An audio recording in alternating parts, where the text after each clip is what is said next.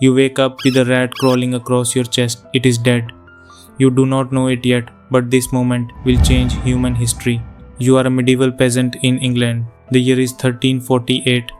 Your life is brutal, short, and incredibly repetitive. You live in a tiny hut made of wattle and daub.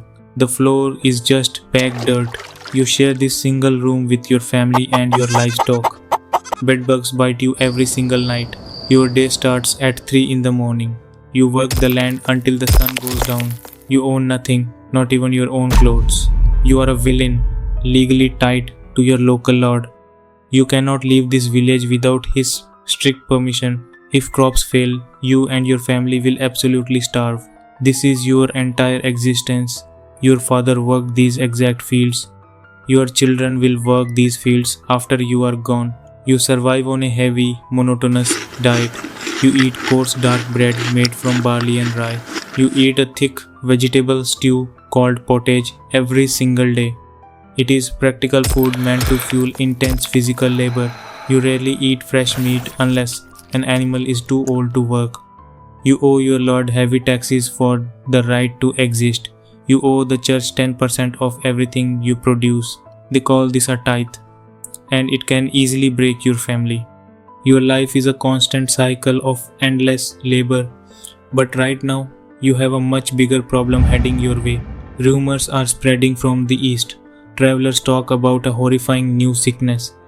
They say it came on ships filled with dead sailors.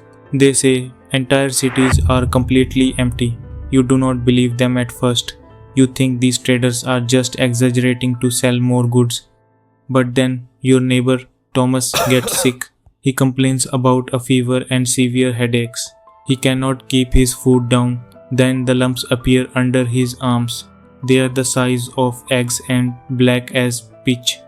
These are buboes, the signature mark of a deadly bacterial infection. You are looking at the Black Death. This plague spreads through flea bites, the air, and bodily fluids. You do not know that because bacteria will not be discovered until 1676. To you, the world is ending. Thomas dies in a matter of days. His wife is dead within the week. His children follow right behind them. You need a way to survive this nightmare. You need a solution before those black lumps appear on your own neck. You turn to the church for help. The village priest says this is a punishment from God.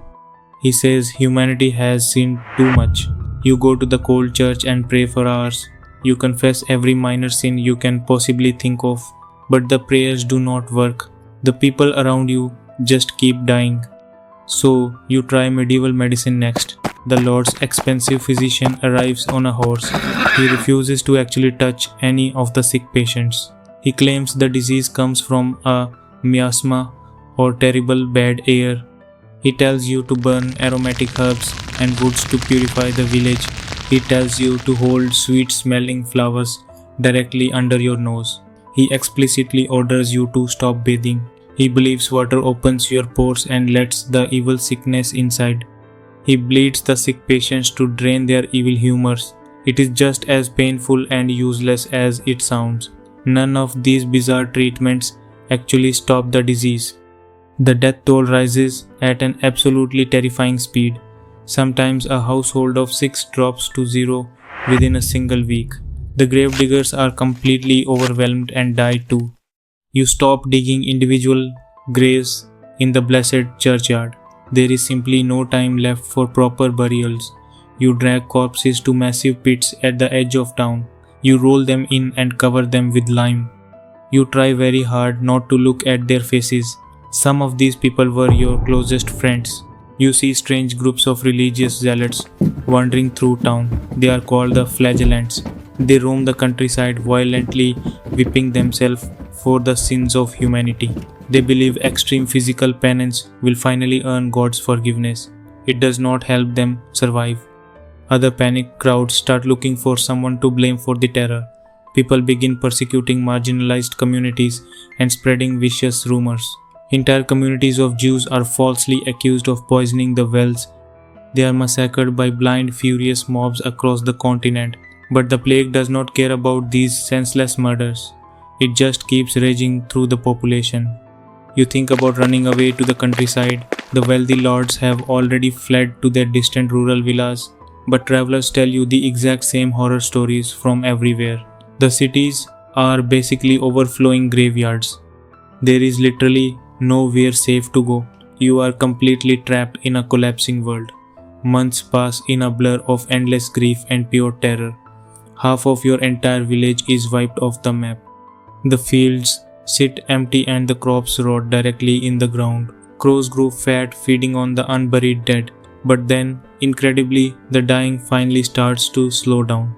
You check yourself for lumps one morning and find nothing. You are still breathing. You have somehow survived the greatest catastrophe in human history. Now you must figure out how to live in this strange new world. The old social order has completely fallen apart. The ruling lords have a massive problem on their hands. There is a severe shortage of labor across the country. They have vast empty fields, but absolutely no one to work them. This gives you an incredible, unexpected advantage. You are no longer just a replaceable peasant tied to the dirt. You are a highly valuable commodity in a desperate economy. The lords try to force you back into the old ways. Parliament passes the Statute of Labourers in 1351. This law sets a strict maximum wage based on pre-plague numbers. It threatens you with prison if you refuse to work for cheap. But the government cannot actually enforce these desperate laws. There are simply not enough officials left alive to enforce anything. You refuse to accept the old miserable conditions. You demand better wages, and the desperate lords have to pay you. If they refuse, you simply walk away to another desperate lord. Your income eventually doubles, and sometimes even triples. You suddenly have access to land of your very own. You take over abandoned farmhouses and empty, rusting tools. Your daily diet drastically improves as the agricultural system completely shifts. Before the plague, you lived mostly on grains and simple vegetables. Now, landowners convert their empty arable fields into large animal pastures. Meat becomes much more accessible to the surviving working class. You start eating meat on a regular basis. Butter and lard become much more common in your daily cooking. You eat meals that would have been unimaginable luxuries a year ago. But the anger inside you does not just disappear. You survived the plague, but you still hate the greedy government. The lords and the king keep trying to crush your rising expectations. They introduce a deeply unfair poll tax to pay for foreign wars. In 1381, you march directly on London to demand your freedom. You burn down the massive houses of the wealthy government ministers. The Peasants Revolt is eventually defeated, but the message is incredibly clear. The ruling class realizes they cannot push the poor too far. In the long term, you slowly gain the freedom to work where you please. You went through hell, but it broke the chains holding you down. The Black Death destroyed half of the known world, completely shattering medieval society. But out of that terrifying darkness, a new balance of power finally emerged. History is often written by the victors, but it is built by the survivors. Keep fighting for your place in the world.